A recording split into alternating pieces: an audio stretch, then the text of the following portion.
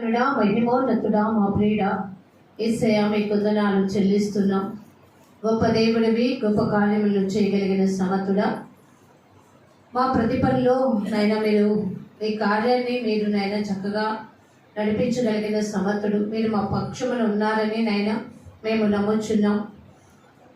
గొప్ప కార్యములు చేయగలిగిన సమర్థుడా, ఈ యొక్క ఆదివార దినమును పరిశుద్ధ దినములుగా మాకందరికీ ఇచ్చిన విధానాన్ని బట్టి కృతజ్ఞతలు చెల్లించుకుంటున్నాం. ప్రభా, మీరు మాకు ఇచ్చిన మాటలు నేర్చుకోవాలని ఆశ కలిగినప్పుడు మీ జీవాహారంలోని మర్మాలునైనా తెలియపరచండి. నా చెప్తున్న నన్ను మీ సాధనముగా వాడుకొని నా ప్రక్క నుండి బలపరిచి పరిశుద్ధాత్మ సహాయాన్ని అందించమని వేడుకుంటున్నాం. వినడానికి వచ్చిన నీ బిడ్డలు, శబ్దయంత్రం ద్వారా వింటున్న నీ బిడ్డలకు కూడా కావలసిన జ్ఞాన వివేకం, హృదయానికి కావాల్సింది ఆత్మకు భంగం కాకుండా తమ యొక్క జీవితాన్ని విశ్వాసం నుండి తొలగిపోకుండా నిరీక్షణతో ముందుకి కొనసాగించి హృదయంలో దేవుని యందు అతకబడే మాటల్ని నైనా మీరు దయచేయమని, నాయన కృప చూపించి ఆదరించమని, సంఘంపై మీ కరుణా కటాక్షములు ఉంచండి. ఈ యొక్క ప్రాంగణాన్ని మీ ఆధీనంలో తీసుకోమని నాయన కృప చూపించి ఆదరించి సమస్త మహిమ, ఘనత, ప్రభావాలు కేవలం మీరు మాత్రమే పొందుకోమని నాదు ఆశ్చర్యదుర్గమైన దేవా, మిమ్మల్ని కోరుకుంటూ బ్రతిమలాడుకుంటూ మీ సహాయానికే అర్థిస్తూ యేసు నామముని ప్రార్థన మీకు సమర్పిస్తున్నాం తండ్రి, ఆమేన్. సామెతల గ్రంథంలో 29వ అధ్యాయంలో 9వ అధ్యాయం, ఈ 9వ అధ్యాయంలో మొత్తం 18 వచనాలు కూడా జ్ఞానము ఈ నివాసం కట్టుకొని మనకి ఏమి నేర్పిస్తుందనే మాటలే మనం నేర్చుకొని ఉన్నాం. జాగ్రత్తగా మనము కనుక గమనించుకుంటే ఫస్ట్ మాట ఒకటి ఉందండి. జ్ఞానము నివాసము కట్టుకొని దానికి 7 స్తంభములు ఏమైందట చెప్పింది. మనం అనుకుంటాం మన నివాసము చాలా స్ట్రాంగ్గా కట్టేశాం కదండి. ఇక ఎటువంటి ఇబ్బందికరమైన పరిస్థితి వచ్చినా కూడా కదల్చబడదు అనే నమ్మకంతో మనము ఉంటూ ఉంటాం. కానీ మనము కట్టుకునే నివాసం ఎప్పటికైనా ఏమైపోతుంది? శిథిలమైపోతుంది ఎప్పటికైనా. ఆలోచించారండి, లాస్ ఏంజల్స్లో ఏమైపోయింది?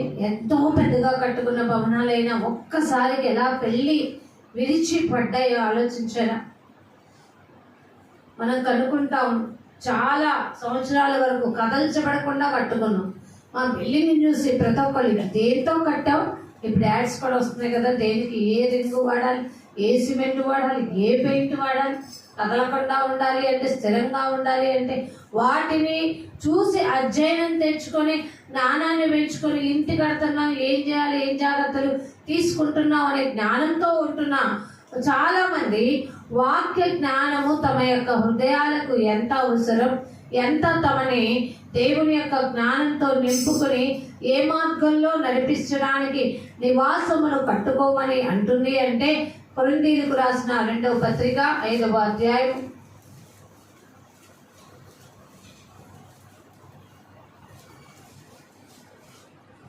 1వ వచనం. భూమి మీద మన గుడారమైన ఈ నివాసం, ఏదైతే మనము నివసిస్తున్నామో ఈ నివాసము శిథిలమైపోయినను చేతి పని కాక దేవుడి చేత కట్టబడినది నిత్యమైనది నివాసము ఎక్కడుందటండి? ఆలోచించాలండి. నిత్యమైన నివాసం కోసం మనం పోరాటం చేయాలంటే మనకి జ్ఞానం అవసరం. జ్ఞానం అవసరము అంటే ఇప్పుడు సామెతల గ్రంథం 9వ అధ్యాయంలో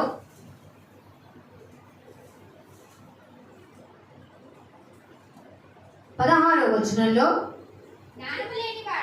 జ్ఞానము లేనివాడా ఇక్కడికి రమ్మని వాటిని పిలుచును, అది తెలివిలేని వాడు ఒకడు వచ్చుట చూచి దొంగిలించిన నీళ్లు తీపి. ఆలోచించారండి, మనకి జ్ఞానము లేనప్పుడు ఇక్కడికి రండి అని ప్రకటన చేస్తూ అది తెలివి లేని వారికి తెలివినిస్తుంది. మొదటిగా మన పూర్వస్థితి, ప్రాచీన స్థితి బుద్ధిహీనత కదండి.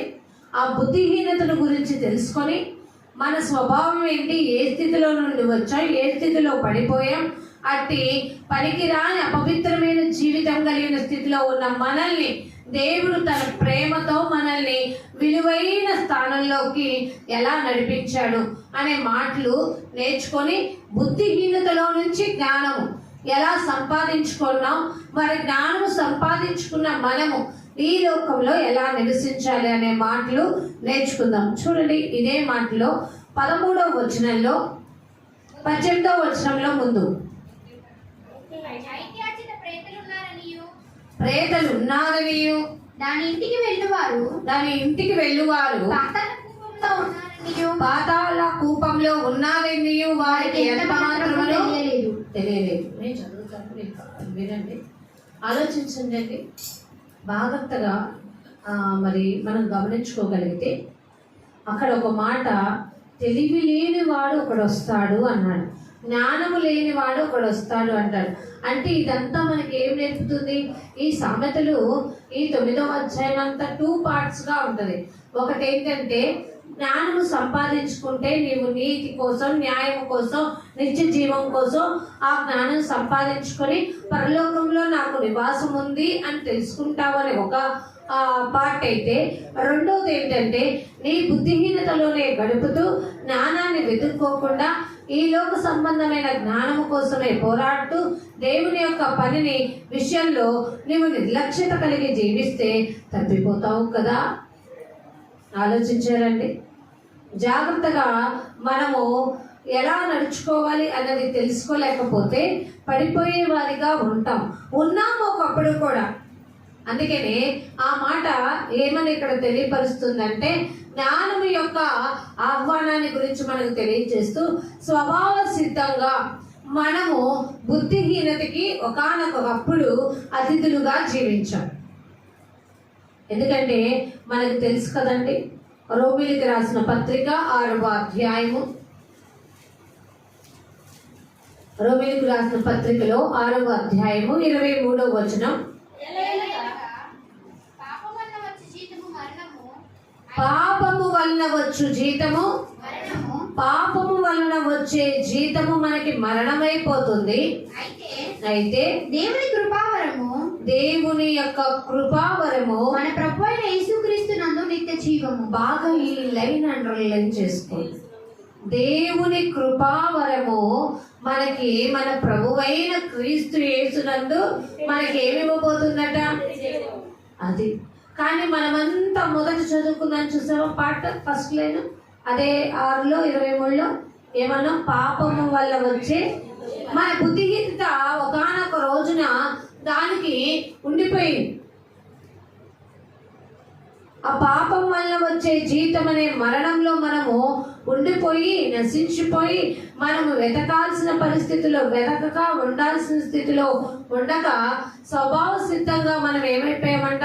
అజ్ఞానానికి ఏమైపోయామంట? దాసులుగా అయిపోయాం. ఆలోచించండి. మనము అజ్ఞానానికి దాసులుగా ఉండి ఆ యొక్క పాపాన్ని మనము హేతువు చేసుకొని బ్రతికిన రోజులు కూడా మన జీవితం సాగుతుందిలే అనుకున్నాము, కానీ నిజమైన సంతోషంలోకి వెళ్ళలేని స్థితి. కానీ ఎప్పుడైతే మనం మన బుద్ధిహీనతను వదిలిపెట్టుకొని ప్రభువైన క్రీస్తు యేసునందుకు వచ్చామో అది మనకి ఏం చేస్తుందట? నిత్య జీవంతో కూడిన మనకి దారిని చూపిస్తుంది. అందుకని అంటున్నాడు, జ్ఞానం లేనివాడా ఇక్కడికి రా, ఇక్కడ ఏ నివాసం కట్టుకోవాలో, దాన్ని ఎలా నిర్మించుకోవాలో, దానికి ఏ ప్రయాసపడాలో, దానికోసం నువ్వు ఏమేమి వెతుక్కోవాలో ఇప్పుడు ఇక్కడ తెలుసుకో అంటున్నాడు. కానీ మన బుద్ధిహీనత మనల్ని ఎక్కడికి తీసివేసిందంటే అధోపాతాళానికి. మనము తెలియకుండానే మన బుద్ధిహీనత మనల్ని పాపము అనే ఇచ్చలకి మనల్ని బానిసలు చేసేసింది. కొంతమంది ఇప్పటికి కూడా అదే పాపపు బ్రతుకుల్లో జీవిస్తూ ఆ బుద్ధిహీనతనే హేతువు చేసుకొని తమ బుద్ధిహీనత తమని విడిచిపెట్టట్లేదని తెలుసుకోలేని మూర్ఖతలోనే ఉండి తమ యొక్క అజ్ఞాన కాలపు జీవితంలోనే జీవిస్తూ ఇదే నా కాలం, ఇదే నా జీవితం అంటూ నడుస్తూ తాము మరి తమ యొక్క జీవితాన్ని నాశనం చేసుకునేవారు లేకపోలేదు. జాగ్రత్తగా ఆలోచించండి. సామెతల గ్రంథంలో నుంచి దానికంటే ముందుగా మనము ఈ యొక్క 18వ వచనంలో చదువుకున్నాం కదా బుద్ధిహీనత గురించి. కాబట్టి ఆ బుద్ధిహీనత మనకి ఏం నేర్పిస్తూ మనల్ని ముందుకు వెళ్ళమంది అని అంటే సామెతలు 7వ అధ్యాయము 26, 27 వచనాల్లో బుద్ధిహీనత మనల్ని దేవుని వాక్యానికి దూరపరిచినప్పుడు అది మనల్ని గాయపరిచి పడద్రోసిన వారు అనేకులు, అది చంపిన వారు లెక్కలేనంత మంది ఉన్నారు. అర్థమైందండి. బుద్ధిహీనతని హేతు చేసుకొని తమకు గాయాలు తెచ్చుకొని వాళ్ళు దాని చేత చంపబడిన వారు ఎంతమంది ఉన్నారట? అనేకులు ఉన్నారట. ఆలోచించారా? అనేకులుండే స్థితికి వెళ్తావా? లేదు జ్ఞానముతో నేను ఉండే ఆ ఒక్క మాటను ఎత్తుక్కుంటాను అంటావా? ఆలోచించారండి. చాలా మంది ఏం ఆలోచిస్తారు తెలుసా? ఎక్కువ మంది ఎటు వెళ్తే అటే వెళ్ళిపోతానికి ఇష్టపడతారు. అది కాదు నీకు దేవుని జ్ఞానం నేర్పుతున్నది. ఏది మంచో ఏది చెడో తెలుసుకోవాల్సిన జ్ఞాన వివేకములకు ఆధారముకు ఆత్మ నీవు ఎలా నడుచుకోవాలో నీకు తెలియపరుస్తున్నప్పుడు నువ్వు దాని నుండి తప్పిపోయి నువ్వు మరులు కలుపబడి నీ సొంత జ్ఞానాన్ని ఆధారం చేసుకుని దేవుని యొక్క త్రోవను విడిచి దేవుని జ్ఞానంతో ఎదక్క ఒకప్పుడు మన బ్రతుకు బుద్ధిహీనతలోనే ఉంది. కొంతమంది ఇప్పటికీ కూడా అదే పట్టుకొని వేలాడుతూ బ్రతికేస్తున్నారు. అది మనకి గాయాలు రేపుతుందట. అంతేకాదు అది మనకి ఏం చేస్తుందట? మనల్ని చంపుతుందట. ఆలోచించారండి. కాబట్టి మనము బుద్ధిహీనతలోకి వెళ్ళకూడదు.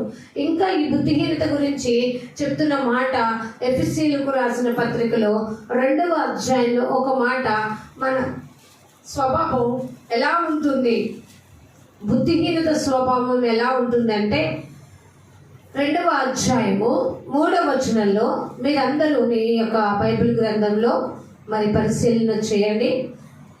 ఇక్కడ నేను చదువుతూ ఉంటా, వారితో కలిసి మనమందరము కూడా, ఎవరితో కలిసి? మనం ఎక్కువగా కొంతమంది చాలా వరకు ఎవరితో కలుస్తారు తెలుసా? బుద్ధిహీనత గల వారితోనే నడుస్తారు.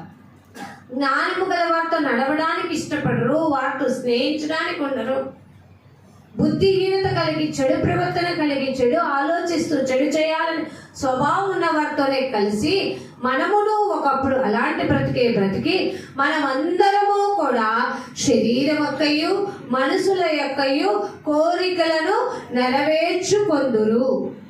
బుద్ధిహీనత కేవలం దేన్ని నెరవేర్చుకుంటుందో తెలుసా? ఆ బుద్ధిహీనత దేవుని దగ్గరికి వచ్చి ప్రార్థించిన ఏమడుగుతుందో తెలుసా? శరీర అవసరతల గురించే అడుగుతుంది. మన మనసులో దేవుడు ఏముంచుకోమన్నాడు? వాక్యం ఉంచుకోమన్నాడు. కానీ మన మనసులో మనం ఎప్పుడు శరీరపరమైన అవసరాలే గుర్తుపెట్టుకొని దేవుడా దేవుడా దేవుడా దేవుడా దేవుడా ఈ అవసరం తెచ్చి అవసరం తెచ్చి అవసరం తెచ్చు. ఏ అవసరం? తినడానికి తిండి, కట్టుకోవడానికి బట్ట, నివాసం ఉండడానికి ఇల్లు, ఇంకేమన్నా నాకు కావాలంటే ప్రభా నేను సుఖంగా బ్రతకడానికి కావలసిన ప్రతి ఒక్క వెరైటీ నాకు కావాల్సింది కూడా నాకు ఇచ్చే అనే పోరాటంలోనే మన కోరికలతోనే మరి నివాసము చేసుకొని బ్రతుకుతూ ఉంటే అది బుద్ధిహీనత కిందకి వెళ్ళిపోతుంది అని ఇక్కడ చెప్తున్నాను. మనం కట్టుకోవాల్సింది, నివాసము చేసుకోవాల్సింది బుద్ధిహీనత కాదు. మనము నెరవేర్చుకోవాల్సింది మన శరీర కోరికలు కాదు. మనం నెరవేర్చుకోవాల్సింది మన శరీర కోరికలు కాదు.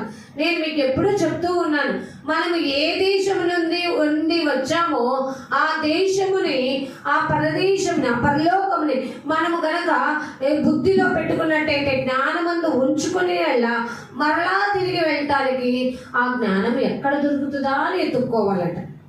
అర్థమైందండి. దానికోసం మనం ప్రయాసపడాలట. చక్కగా దేవుని మాటలు మనకి ఎంత వివరంగా మనకు తెలియపరుస్తున్నాయి. అందుకే అంటాడు, బుద్ధిహీనుడు అర్పించినట్టు నువ్వు అర్పణలు అర్పించుట కంటే సమీపించి ఆలకించుట శ్రేష్టము నీకు. కానీ నువ్వు బుద్ధిహీనుడు ఏమనుకుంటాడట, నేను వచ్చి ఈరోజు ఎంత అర్పణ ఇచ్చేస్తే ఆ అర్పణ నాకు ఏమైపోతుంది, నాకు మంచి మేలు తెచ్చిపెడుతుందిలే అని అనుకునే స్థితిలో ఆశించి బ్రతకొద్దు. అది నీ శరీర కోరిక చొప్పున చేస్తున్నావు, నీ మనసులో ఉన్న కోరిక చొప్పున చేస్తున్నావు. కానీ దేవుడు అది అంటున్నాడు, మీరు అలా అనుకుని ఇప్పటి వరకు నెరవేర్చుకుంటూ వచ్చింది చాలు. మన శరీర ఆశలను అనుసరించి బాగా గుర్తుపెట్టుకోండి, మునుపు ప్రవర్తించుచు కడమ వారి వల్లే స్వభావ సిద్ధంగా కడమ వారి వల్లే మన శరీర ఆశను అనుసరిస్తూ మిగతా వారి వల్లే మనము దేవుని ఉగ్రతకు పాత్రులమై. కానీ ఎంత దేవుడు కన్నామూర్తం, ఆయన ఉగ్రతకు మనం అందరము పాత్రులము కావలసిన వారమే. కానీ ఎంత ప్రేమ దయా సంకల్పమో తెలుసా. ఆయన కోపము నిమిషం మాత్రం, ఆయన దయ ఆయుష్కాలం అంతా ఉంటుంది. బుద్ధిహీనమైన మనకి, చాతగానితనంలో ఉన్న మనకి ఏది మంచో ఏది చెడో వివేచించుకోగలిగిన జ్ఞానాన్ని దేవుడిచ్చిన ఆ యొక్క జ్ఞానాన్ని మనము ఉపయోగించుకోకుండా ఎంతసేపు బుద్ధిహీనతలో మన శరీరం మనసులో కోరికలను నెరవేర్చుకుంటూ సాగి సాగి సాగి సాగి సాగి నీరసం వచ్చి సొమ్మసిల్లిపోయి ప్రయాసపడి, దేవుడా ఏంటయ్యా నాకు ఇంకా ఇంకా ఏంటి, నా బ్రతుకులో శాంతి లేదు అని అజ్ఞానులాగా మనం మొరపెడుతున్నామంటే మన బుద్ధిహీనత కదా.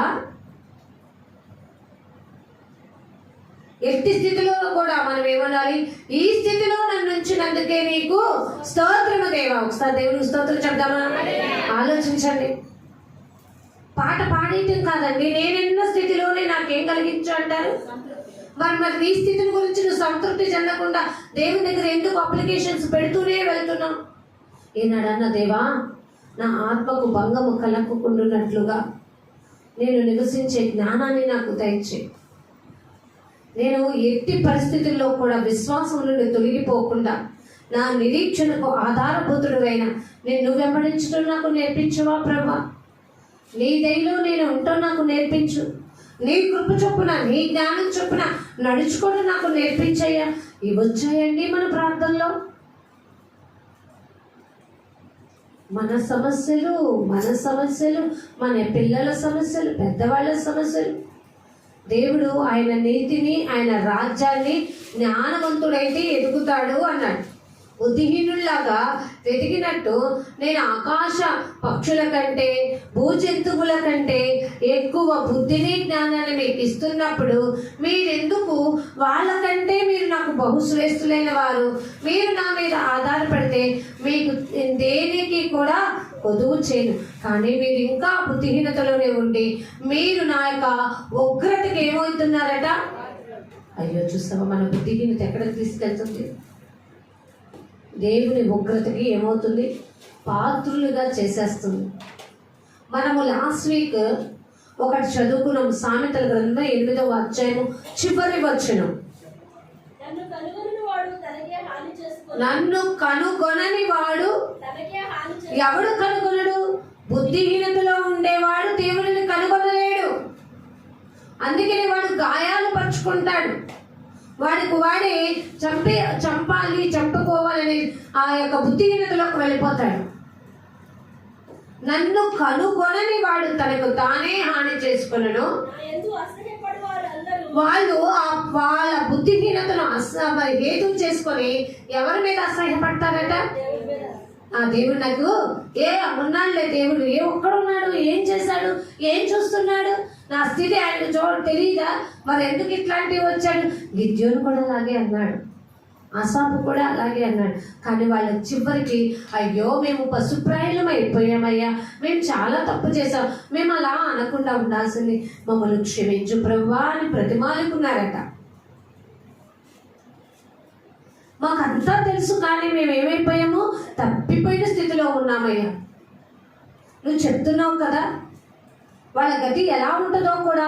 ధనవంతుడు లాజర్ని పెట్టి నాకు ప్రత్యేకంగా చూపించి ఈ లోకంలో కేవలం శరీరాశల్ని మనసు కోరికల్ని నెరవేర్చుకుంటూ దైవోగ్రతకి పాత్రుడైన ఆ యొక్క ధనవంతుడి రూపంలో కాకుండా లాజర్ వలె ప్రతిదానికి నీవిచ్చే జ్ఞానంతో, నీవిచ్చే జీవితంతో సంతృప్తి చెందుతూ నీ జ్ఞానంతో నేను ఎదిగి నీ కొరకే ఫలిస్తూ నీ సాక్షి నేలలో జీవించిన లాజర్ వంటి జీవితం కంటే కూడా బెటర్ అయిన జీవితం దేవుడు ఇచ్చాడా లేదా? ఆలోచిస్తున్నారా? మనం ఎవరితో ఎదుర్కోవాలంట? జ్ఞానము గలవారుగా, జ్ఞానము కోసము ఎదిగి ఆ యొక్క జ్ఞానాన్ని మనము సంపాదించుకునే వారిగా ఉండాలని దేవుడి కోరిక, దేవుని అభిలాష.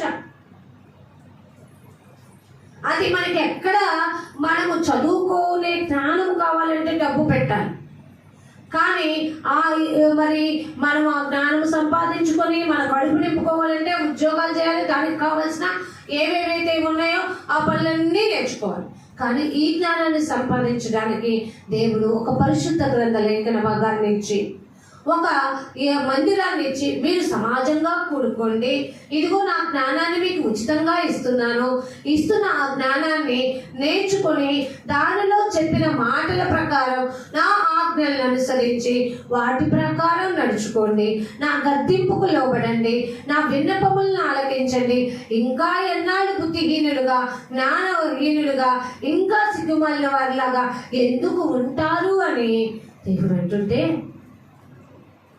ఇలా తులిపేసుకొని వెళ్ళటానికి మనం ఉండకూడదండి.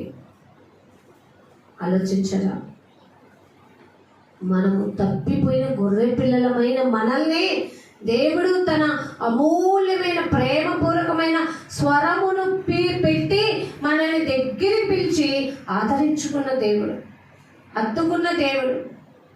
ఆ దేవుడు మనకి చెప్తున్న మాట, అరే బాబు, జ్ఞానము కలిగి జీవించు. ఆ జ్ఞానము నీకు ఎలా వస్తుందో చెప్పను. చూడండి, సామెతల గ్రంథంలోనే తెలియపరుస్తున్నాడు. 9వ అధ్యాయంలోనే 10వ వచనం, యెహోవా యందు భయభక్తులు కలిగి ఉంటే ఏమన్నాడండి? ఎక్కడ వస్తుందట ఈ జ్ఞానం? ఎక్కడైనా కొనుక్కుంటే వస్తుందా? ఆలోచించారండి.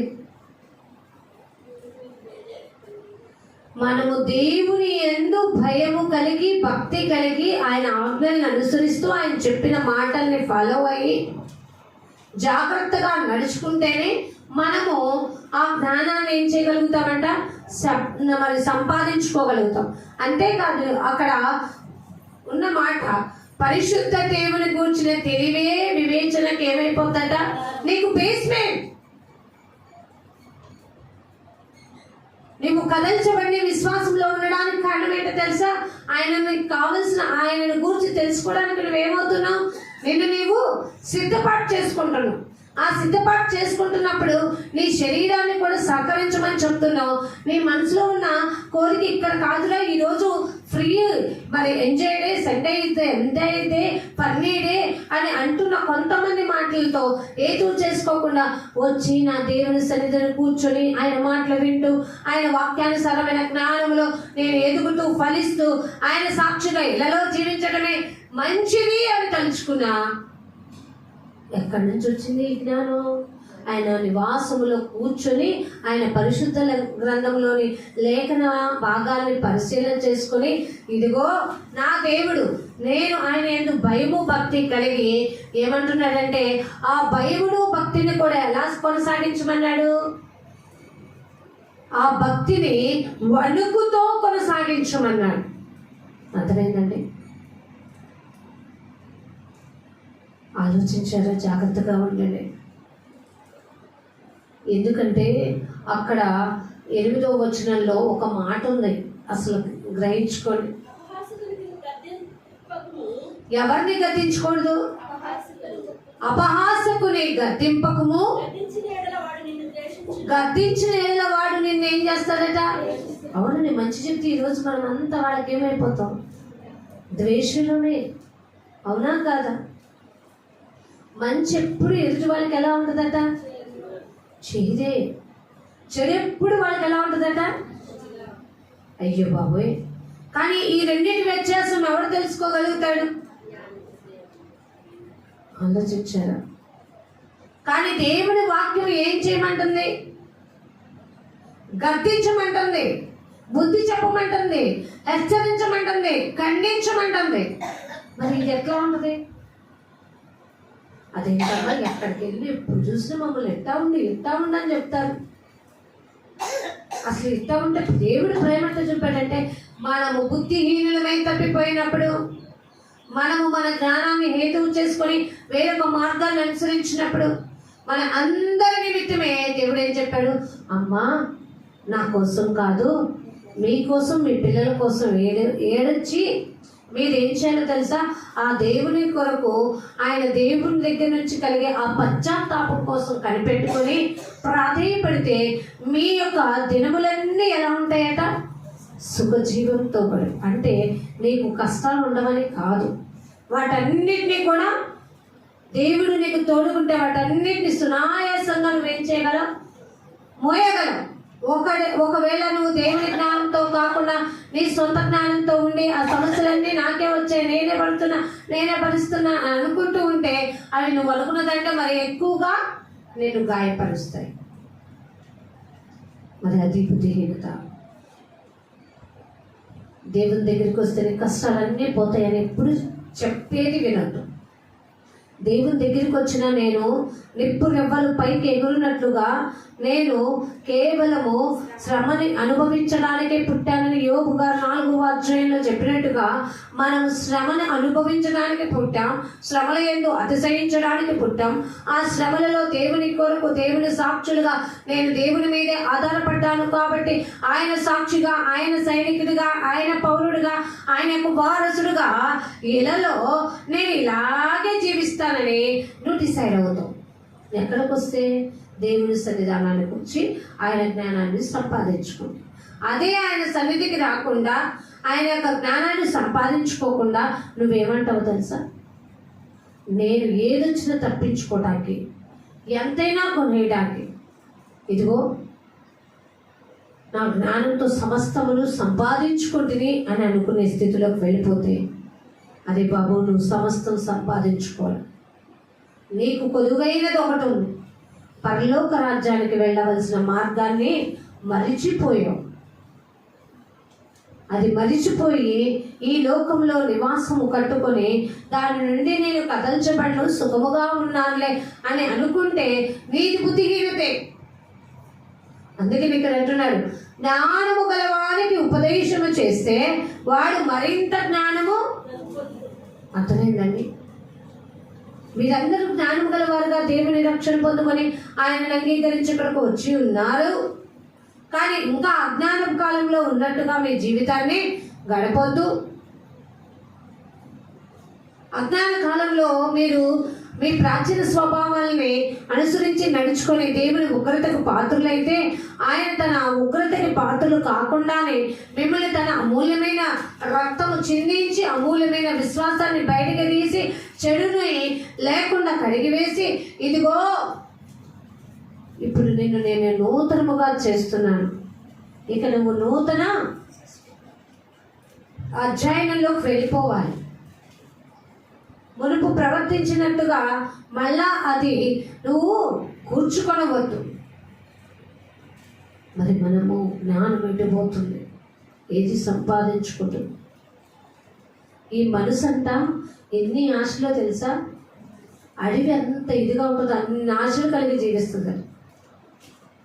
వాటన్నిటినీ నెరవేర్చుకుంటూ బ్రతికే నీ జీవితకాలపు బ్రతుకులు అర్ధాయుషువై ఉండిపోతాం. ఎందుకంటే ఇక్కడ ఒక మాట ఉంది, సామెతలు 9:11 వచనంలో, దేవుని వల్ల మనకి ఏం కలుగుతుందట? ఏ ఆయువు అంటండి? అవసరం మరి కావాలా వద్దా? మనకి దేవుని వల్ల దీర్ఘాయువు కలుగును, నీవు జీవించే సంవత్సరాలు కూడా అధికమగును. ఒక బుద్ధిహీనుడు తన బుద్ధిహీనత వల్ల దేవుని జ్ఞానం తెలుసుకోక, ఏది మంచో ఏది చెడు తెలుసుకోక అజ్ఞానముతో తనంతట తన ప్రాణాన్ని తీసేసుకుంటున్నాడు. లేదా అజ్ఞానంతో ఈ లోకంలోనే ఉండిపోయి ప్రయాసపడి పడి పడి పడి చివరికి దేవుని తెలుసుకోకుండానే నశించిపోతున్నాడు. అలాంటి బుద్ధిహీనుడికి మనము ఎంత హెచ్చరించినా వాళ్ళ హృదయం ఎంత కఠినంగా ఉంటుందంట, వాళ్ళ హృదయం అంట రోటిలో వేసి దంచినా కూడా మారని మూర్ఖతలోకి వెళ్ళిపోద్దట. కానీ అట్లాంటి మూర్ఖ స్వభావమే మనది కూడా. కానీ దేవుడు మనల్ని ప్రేమించలేదా? దేవుడి జ్ఞానంలో ఎదగలేదా? ఆలోచించండి. ప్రభా, నీ జ్ఞానంతో నన్ను నింపావు, నీ సాక్షిగా నన్ను ఇళ్లలో జీవమని నాకు తెలియపరిచినప్పుడు ఏ పరిస్థితుల్లో ఏ విషయాల్లో నేను బలహీనత కలిగి జీవిస్తున్నాను? నాకు దీర్ఘాయువు ఎప్పుడు వస్తుంది ప్రభా? ఎవరికి దీర్ఘాయువుని దేవుడు ఇస్తాడంటే ఆయన యందు భయభక్తులు కలిగి పవిత్రమైన జీవితంతో దేవుని యొక్క జ్ఞానముతో నువ్వు జీవిస్తూ నీ యొక్క పాప స్వభావాన్ని కలిగి వేసుకొని దానికోసం దేవుడు నాకు ఇంకా మిగిలిన జీవితాన్ని ఇచ్చాడు, ఆ జీవితాన్ని నేను సరిగా ఉపయోగించుకోవాలి అనుకున్న వాడికి దేవుడు దీర్ఘాయువుని ఇస్తాడట. జీవించు సంవత్సరాలు కూడా అధికము చేస్తాడట. అదే సామెతల గ్రంథం 10వ అధ్యాయంలో 27వ వచనంలో ఒక మాట. సామెతల గ్రంథం 10వ అధ్యాయము 27. యెహోవా యందు భయభక్తులు కలిగి ఉండుట. ఆలోచించండి, దీర్ఘాయువుకు కారణం భక్తిహీనుల ఆయుష్ ఏమైపోతుందట? ఎందుకంటే వాడు ఎంతసేపు సంతృప్తి లేని బ్రతికే. బుద్ధి గలవాడు దేవుని జ్ఞానము ఇక్కడ ఆయన సన్నిధికి వచ్చి విన్నవాడు, దేవా నాయనున్న స్థితిలో సంతృప్తి కలిగి జీవించడం నాకు నేర్పు అని తనకిచ్చిన దాంతో సంతోషపడుతూ తన యొక్క జీవితం కేవలం వీటికే కాదు, దేవుని పని చేయటానికి కూడా, దేవుని చిత్తానికి తను వాడబడటం అని తెలుసుకొని సంతోషదాయకంగా తన జీవితాన్ని గడుపుతూ తాను దేవునికి ఎంతగా ఉపయోగపడాలో నేర్చుకుని ఆ విధంగా ఉపయోగపడగలిగితే అది తనకి జీవము, మేలు, మరి ఎంతో ఆశీర్వాదం. అలా కాకుండా దేవుని గద్దింపునకి అదే 10వ అధ్యాయంలో 17వ వచనంలో ఇక్కడ చెప్తున్నాడు, ఉపదేశము అంగీకరించువాడు ఈ మార్గం అంటండి. జీవ మార్గాన్ని ఎదుర్కొనేవాడు ఎవడు? జ్ఞానము గలవాడు మరి ఆ మార్గాన్ని ఎన్నుకుంటాడు. మీరు అట్లాంటి జ్ఞానవంతులుగా ఉండండి అని హెచ్చరిక చేస్తున్నారు. రెండో మాట ఉంది, గద్దింపునకు లోబడని వాడు ఏమైపోతాడటండి? అర్థమైందా? ఆలోచించండి. తప్పకుండా త్రోవ తొలుపుతారు.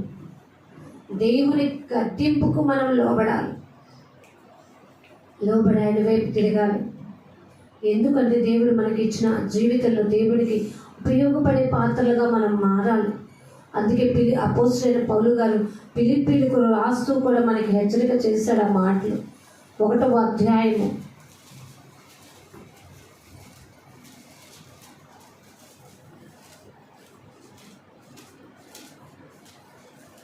ఫిలిప్పీయులకు రాసిన పత్రిక 1వ అధ్యాయము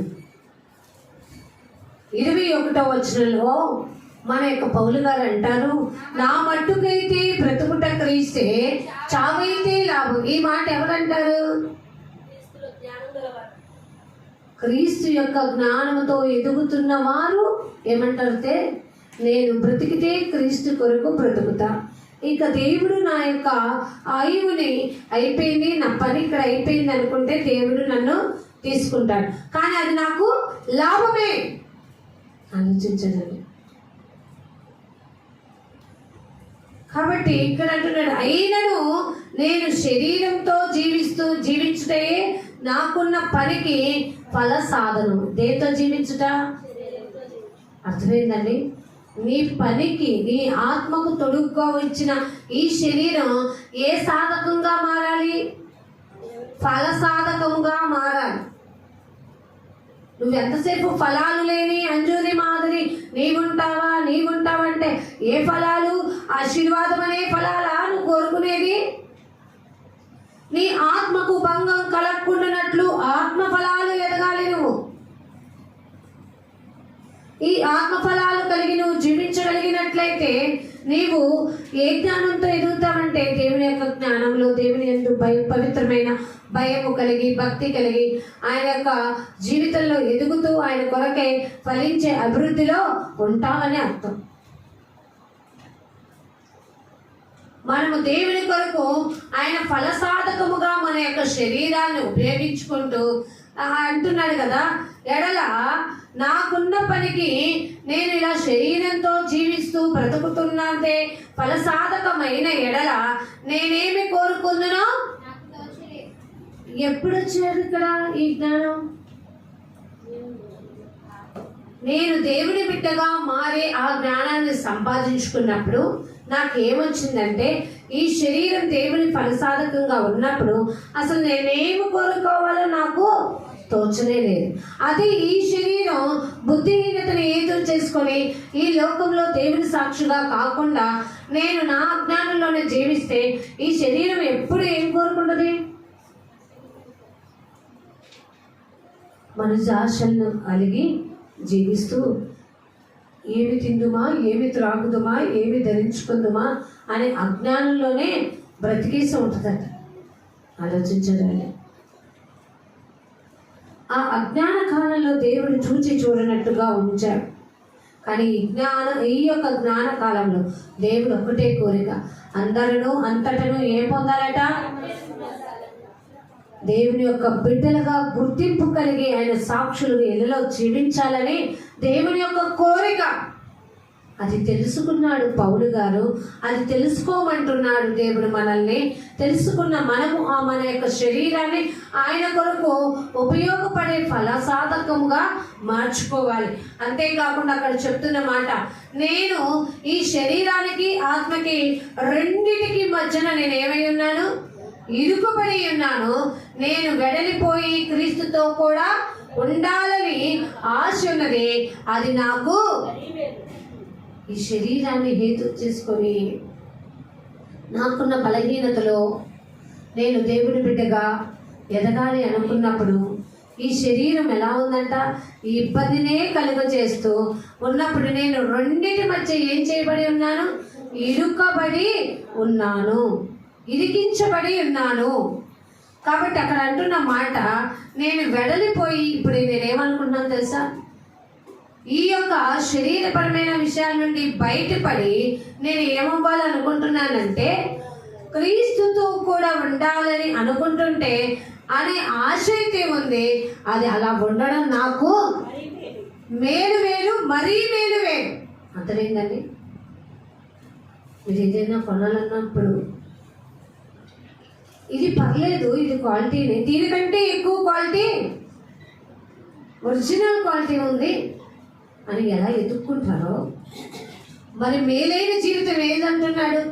క్రీస్తుతో కూడా ఉండే జీవితమే మరి మేలైన జీవితం. అందుకని అక్కడ ఇంకో వచనం కూడా మనకి ప్రతి వచనం మాట్లాడితే 25 అంటాడు, నేను మరలా మీతో కలిసి ఉండుట చేత నన్ను గూర్చి క్రీస్తు యేసునందు మీకున్న అతిశయం అధికమగునట్లు నేను విశ్వాసమందు అభివృద్ధి. మనం ఎప్పుడు దేని యందు అభివృద్ధి పొందాలి? శరీరపరమైన విషయాల్లో అభివృద్ధి పొందుకోవద్దు. అది మనకి దేవుడు ఎక్కడ ఎలా ఇవ్వాలో, దేవుడు తన చిత్తానికి తన పని మనం చేస్తే మనకి ఏమేమి అవసరమో దేవుడు దాన్ని సమస్తమును సమకూర్చి సిద్ధపరుస్తాడని.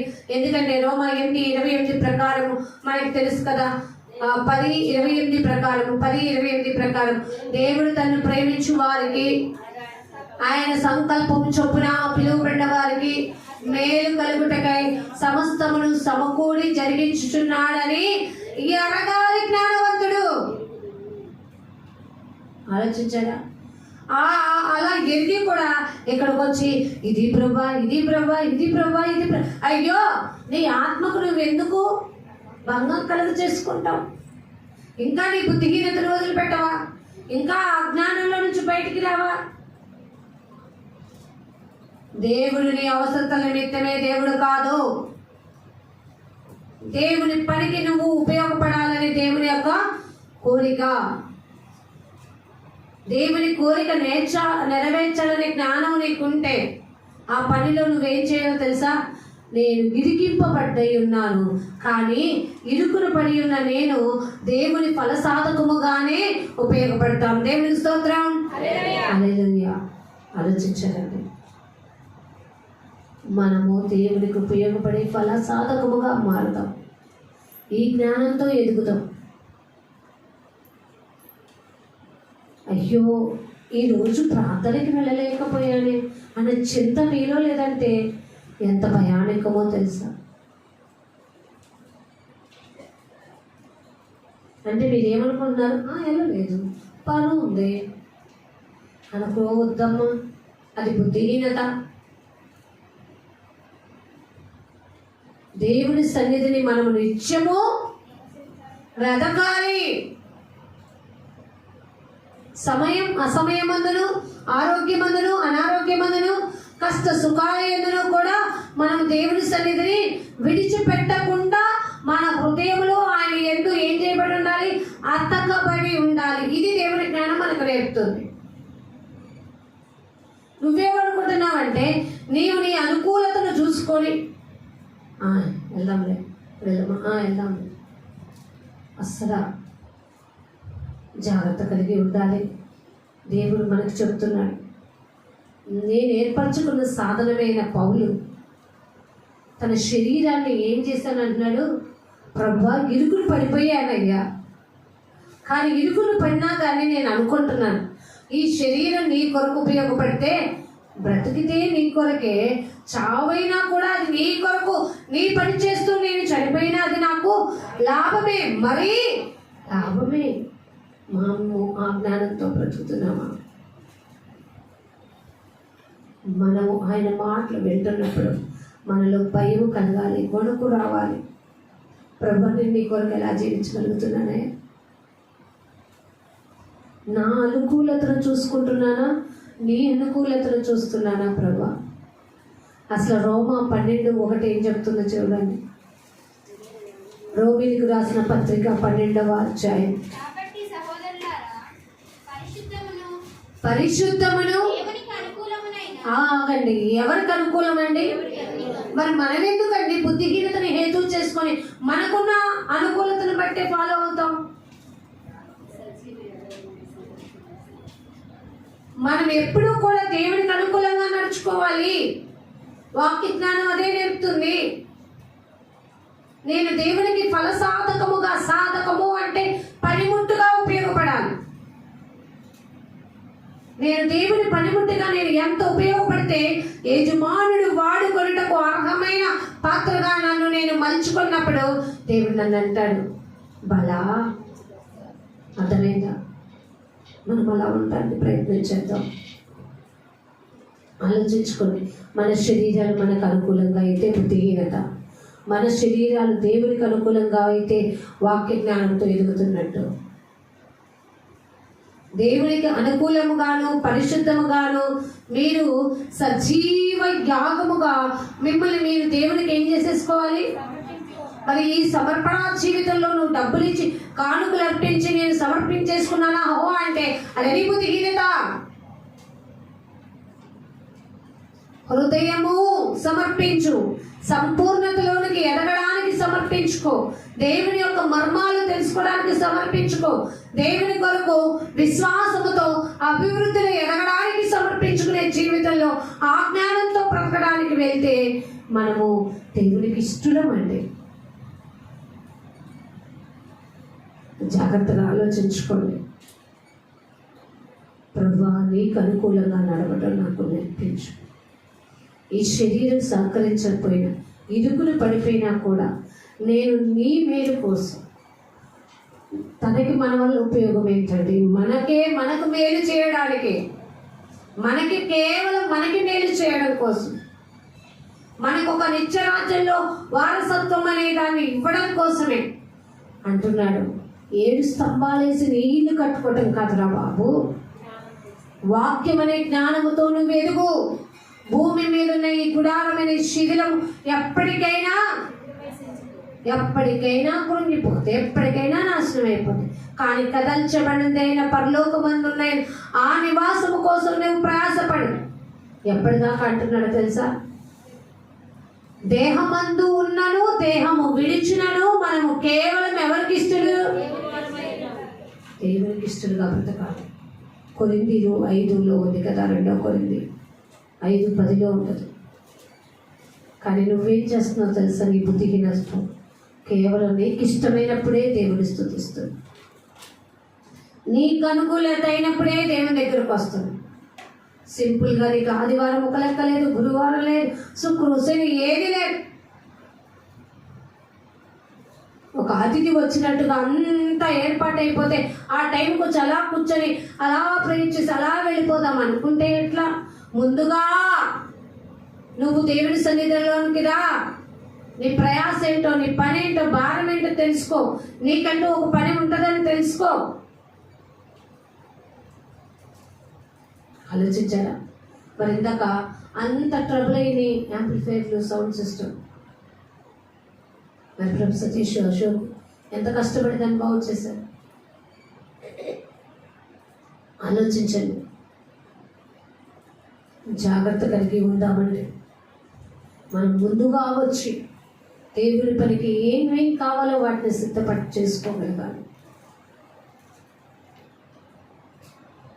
ఆ సిద్ధపాటు అనుభవంలోకి మనం వెళ్ళటానికి ఈ లోక జ్ఞానం చదువుకు మాత్రం ఉపయోగపడి చదువులో ఉండి ఒక జాబ్ సంపాదించుకొని నేను ఒక క్రెడిట్లోకి వెళ్ళిపోయాను అనుకోవద్దండి.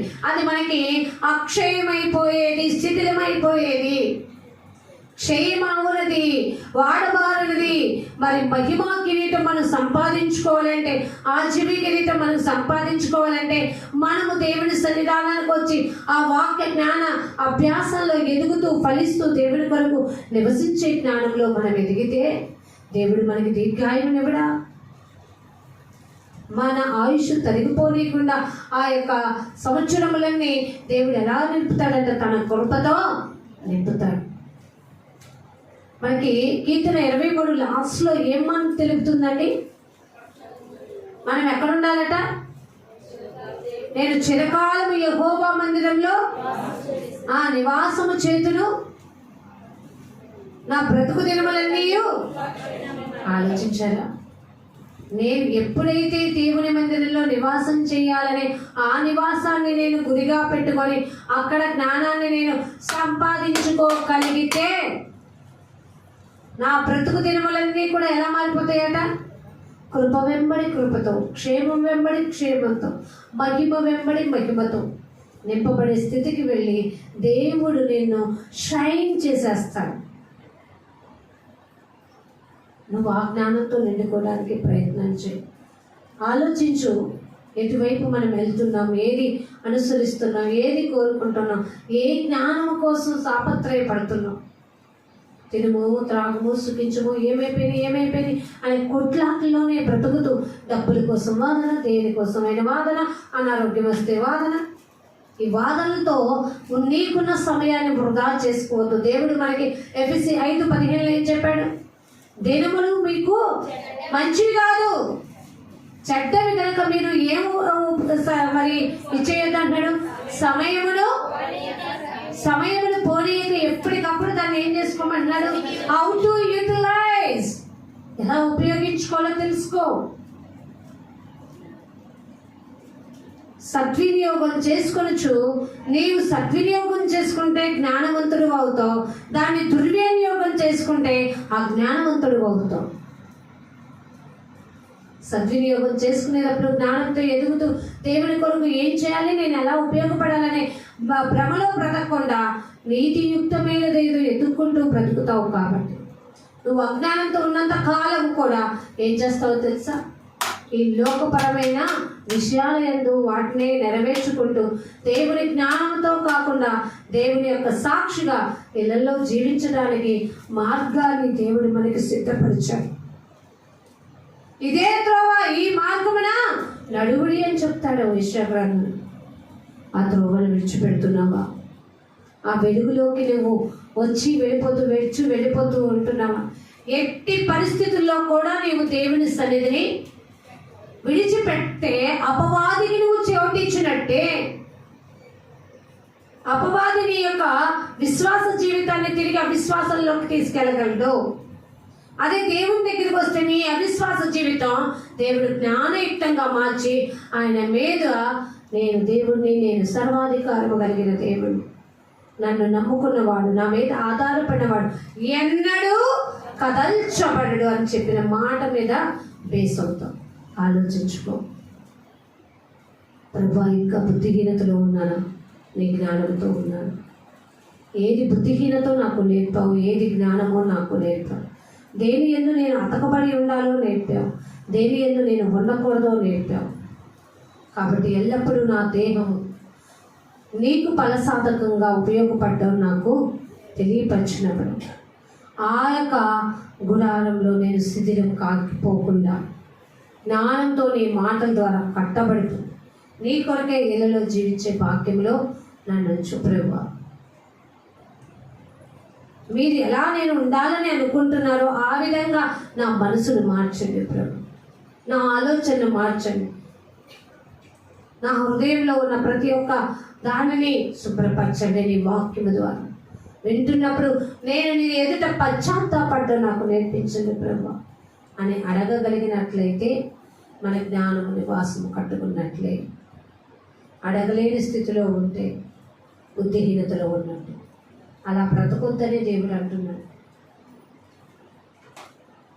జాగ్రత్తగా ఏది మంచో ఏది చెడో దేవుడు మనకు చూపిస్తున్నప్పుడే అనుభవ జ్ఞానముగా దేవుడు మనకి దాన్ని తెలియపరుస్తున్నాడు. అనుభవం దేనిలో వస్తుందంటే దేవుడు తెలుసుకున్న తర్వాత సామెతలు 1:7 ఆ మాట అంటాడు. అనుభవపూర్వకంగా దేవుడి గురించిన మాటలు నేర్చుకో, పవిత్రమైన జీవితం జీవించు. అప్పుడు నీ వెలుగు తేజరిల్లుతుంది, నువ్వు ఉపయోగపడే బాటలో ఉంటావు. మనం అందరం ఏది కావాలనుకుంటున్నామో ఆ నిత్య జీవానికి వారసులు అవ్వడానికి ఎలా ప్రయాసపడాలో, ఎలా పవిత్రత కలిగి ఉండాలో, ఎలా భయం కలిగి ఉండాలో ఈ వాక్య జ్ఞానం ద్వారానే ఆయన సన్నిధిలో ఉన్నప్పుడు తెలుసుకోగలుగుతాం. అలా జీవించడానికి ప్రతి ఒక్కరము కూడా మనము మనసును దేవుని వైపుకి తిప్పుకోవాలి. మనం ఎప్పుడైతే మనం దేవుని వైపు తిరుగుతామో దేవుడు మన వైపు తిరుగుతాడు. ఎప్పుడైతే మనం ఆయన ఎద్దకు వచ్చామో అప్పుడు ఆయన మన ఎద్దకి వస్తాడు. ఆలోచించుకోండి, ప్రార్థన చేసుకుందాం. ప్రేమ నమ్మకము కలిగిన మా ప్రేమైన పరలోకపు తండ్రి యేసునాథా, మీకు వందనాలు చెల్లిస్తున్నాం. సామెతల గ్రంథము 9వ అధ్యాయం నుంచి బుద్ధిహీనతలో ఉన్నవాడు ఎలా ఉంటాడు, జ్ఞానాన్ని సంపాదించుకునేవాడు ఎలా ఉంటాడు అని రెండింటి వ్యత్యాసం గురించి మాకు తెలియపరుస్తూ, మేము ఈ లోకంలో మీరు మా కోసం ఎందుకు రక్తము కార్చారు, ఎందుకు నైనా అంత భారతమైన సిలువను మోసారు నేను తెలియపరుస్తూ, మరి ఆ విలువను తెలుసుకున్న మేము మా బుద్ధిహీనతని హేతువు చేసుకోకుండా మా శరీరము మీకు ఫలసాధకముగా ఎలా ఉపయోగపడాలో అది అనుభవపూర్వకంగా తెలుసుకోమని, ఈ సాక్షులుగా జీవిస్తూ పవిత్రమైన జీవితం గడపమని నాయన, అది పొందుకోవటం మాకు మరి మేలు అని నాయన మీరు మాకు తెలియపరిచారు. మునుపటి అయితే నేను చూడనట్టు వదిలేస్తాను, ఇప్పుడు మీరు దేవుని బిడ్డలుగా దేవుని సాక్షులుగా కొనసాగాలని ఆశపడుతున్నప్పుడు చేదైన వేరు మీరు ఫలింపకుండా నేనే తీసి పారవేస్తానని చెప్పగలిగిన సమర్థ విన్న వాక్యం బిడ్డల యొక్క హృదయాల్లో నీరు కట్టి ఫలింపచేయమని మీరు సాక్షులుగా మమ్మల్ని అందరినీ తీర్చిదిద్ది నీ కృపకై నైనా పాత్రులుగా ఉంచుతున్న మమ్మల్ని నైనా నీ రాజ్యంలో వారసులుగా మమ్మల్ని వాడుకోమని ఈ యొక్క ప్రార్థన నా ప్రియ రక్షకుడును విమోచకుడును సజీవుడునైన యేసే అతి శ్రేష్టమైన నామంలో మీకే సమర్పిస్తున్నాం. ప్రియమైన పరలోకపు తండ్రి, ఆమేన్.